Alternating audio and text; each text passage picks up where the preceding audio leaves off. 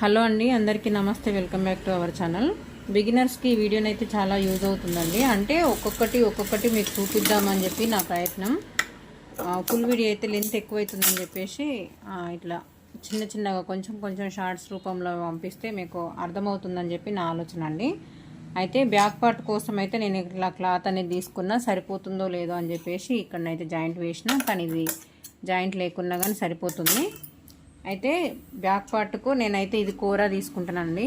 చూడండి, ఇటు సైడ్ కూర ఉంది, ఇటు సైడ్ ఏమో నార్మల్గా ఇట్లా మనం పోగులు తీస్తే కూడా వస్తుంది. ఇట్లా ఇది కూర ఏంటంటే మనకు పోగులు అనేటివి రావు, పోలు చేసే అవసరం లేదన్నట్టు.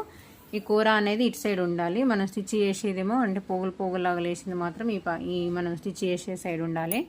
చూడండి, నేను ఎక్కడ చిన్నగా పిరిటి పెడతానో చూడండి. అంటే మనం చిన్న ఫ్రిల్ అనేది ఇస్తే ఎందుకు ఇవ్వాలి అనేది కూడా చెప్తానండి. చూడండి, ఇలా స్టిచ్ చేసుకుంటూ వస్తుంటే మనం బ్యాక్ డాట్స్ అయితే పడతాం కదా, ఈ డాట్స్ దగ్గర ఒక చిన్న ఫ్రిల్ ఇవ్వాలి.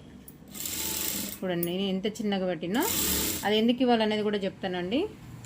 కంపల్సరీ 2 డాట్స్ దగ్గర మాత్రం కంపల్సరీగా ఇలా చిన్నగా డాట్స్ అయితే, చిన్నగా ఫ్రిల్ అయితే మాత్రం డాట్స్ దగ్గర కంపల్సరీగా ఇవ్వాలి.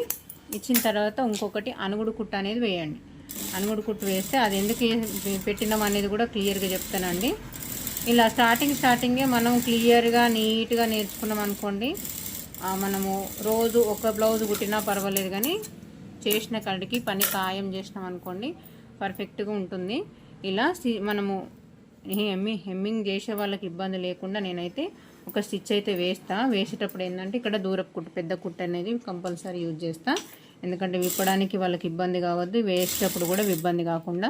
చూడండి, మీకు జూమ్ చేసి చూపిస్తా. చూడండి, ఇక్కడ మనము హెమ్మింగ్ పట్టి వేసేటప్పుడు చూడండి, ఇక్కడ ఫ్రిల్ ఇచ్చిన కదా, ఇక్కడ రాను వచ్చేసరికి ఇక్కడ ఓపెన్ అయింది. చూడండి, మీకు అర్థమవుతుందో లేదో కుట్టి చూపిస్తాను.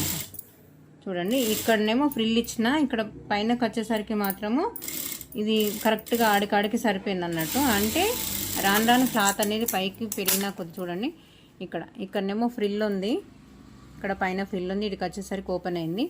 ఇలా పెట్టితే ఏందనంటే హెమ్మింగ్ అనేది మనం ఎంత కొంచెము ఆడుతూ అన్నట్టు వేసినా కానీ హెమ్మింగ్ థ్రెడ్ అనేది తెగిపోకుండా ఉంటుంది. ఇది అదే ఇట్లే బిర్రుగా మనం ఏమంటారు, ఈ ఫ్రిల్ అనేది ఇవ్వకుండా మనం అలా స్టిచ్ చేసినట్టయితే తెగిపోయే ఛాన్సెస్ ఉంటుందండి. ఇట్లాంటి చిన్న టిప్స్ అయితే తెలుసుకుంటాన్న ఉద్దేశం కొద్ది వీడియో షేర్ చేస్తున్నాను. నచ్చితే లైక్ చేయండి. మరిన్ని వీడియోస్ కోసం మన ఛానల్ని సబ్స్క్రైబ్ చేసుకోండి. Thank you.